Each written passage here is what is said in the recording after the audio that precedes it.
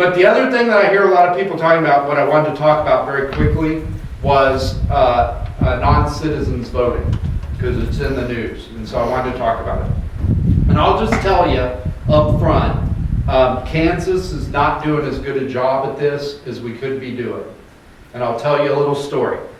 So Chris Kobach, when he was our Secretary of State, he went to the legislature and he asked for a law that would require that when you register to vote, you have to show your proof of citizenship, which to me seems eminently reasonable, right?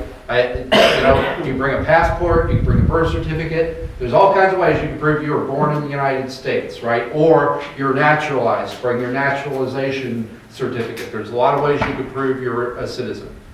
The federal courts, somebody sued to stop that law, and the federal courts struck down that law. And the reason they struck down the law is because the federal government got involved in elections several years ago. And I hear all the time people say, well, the federal government just needs to pass a law that we don't want the federal government involved in our elections. Our framers were very, very wise. And when they wrote our Constitution, they left the administration and the laws surrounding elections to each state so that it would be as close to the people as possible. And so we don't want federal government involved in our laws, and this is why. Because we wanted to do something that was eminently reasonable, require people to show proof of citizenship in order to register, and the court struck it down.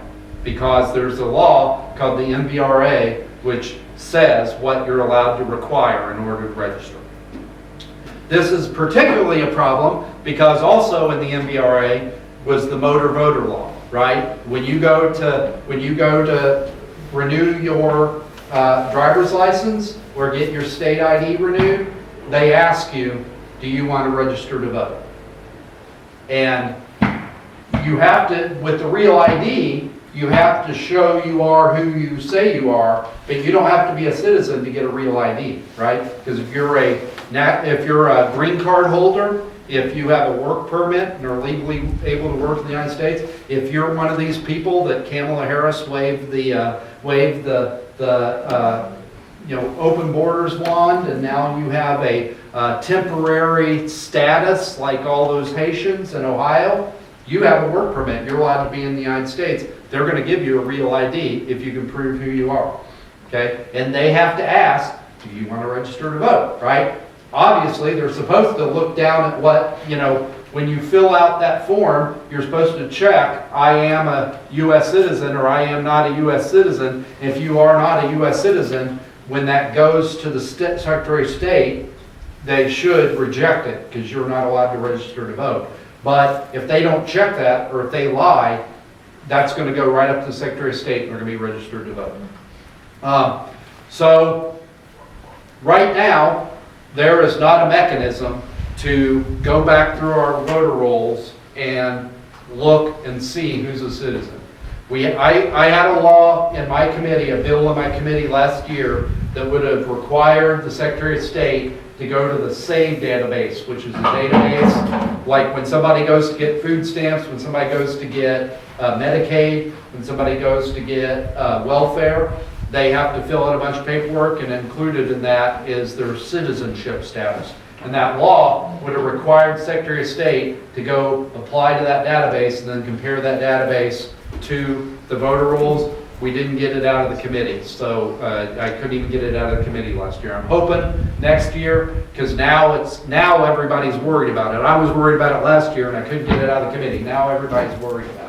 Yes, sir. I know Virginia's doing that now. Yeah, that's where I'm going next. They got trouble at the DOJ, I think, is trying to sue them. Yeah, so what Governor Youngkin in Virginia, in our state, the counties are the ones that do registration, and the state just maintains like the total database as a backup, but the counties have the registration.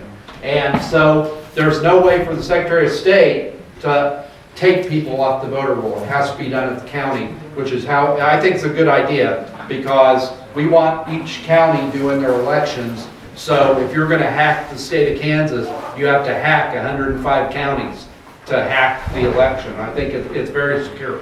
But the downside is the Secretary of State can't just go through and clean up all the voter rolls himself, because it's done at the county. They What got Gov- thousands of people off the, yeah, what Governor Youngkin, because it got in Virginia, it's centralized at the state level. And what he's doing is he's taking all those cards from the DMV where people checked, I am not a citizen, and he's comparing them to the voter rolls. And he found 6,000 people that said they're not a citizen, but they're registered to vote in the state of Virginia. And he tried to take them off, and the DOJ is suing it. So we'll see how that turns out. And God willing, he'll get it done. Now, Virginia is probably going to go blue, even if he does do that. So, I'd be much more concerned if we were talking about Georgia or we were talking about North Carolina. But yeah, hopefully we'll get that done.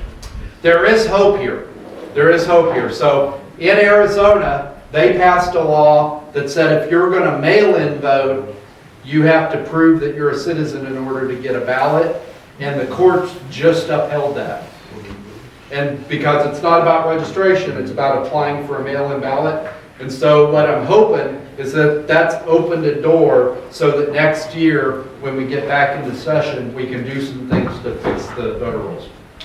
The other thing that we need to do, and we can talk about this more in the question if you want, but the other thing we got to do is in the state of Kansas, when they wrote the Constitution, because nobody knew that the country would ever get this bad, it never occurred to them that a non-citizen would be given the ability to vote, right? It was a given in their mind that you would be a citizen in order to vote. So when they wrote the Constitution, the state Constitution, they wrote it, the way it's written, it says you can't deny a citizen the right to vote unless due process, if they're convicted of a crime and they're a felon, right? They're serving a sentence.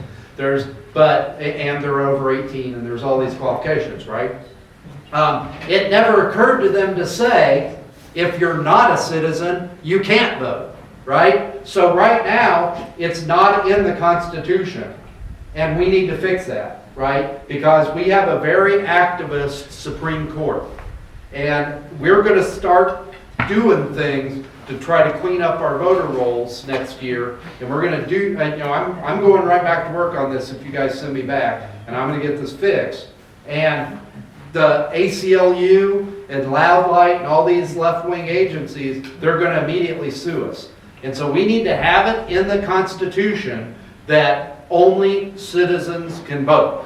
It needs to be explicit so that the Supreme Court can't invent a right to vote the way they invented a right to abortion a few years ago, right? So I'm going to go right back to work on this. I'm going to try to get a constitutional amendment through both houses. It requires a 2/3 majority, but then it'll go on your ballot so that you can vote on it in 50% plus one, and it becomes part of our Constitution. And that will help us strengthen the basis for passing all these laws and allow us to survive court challenges.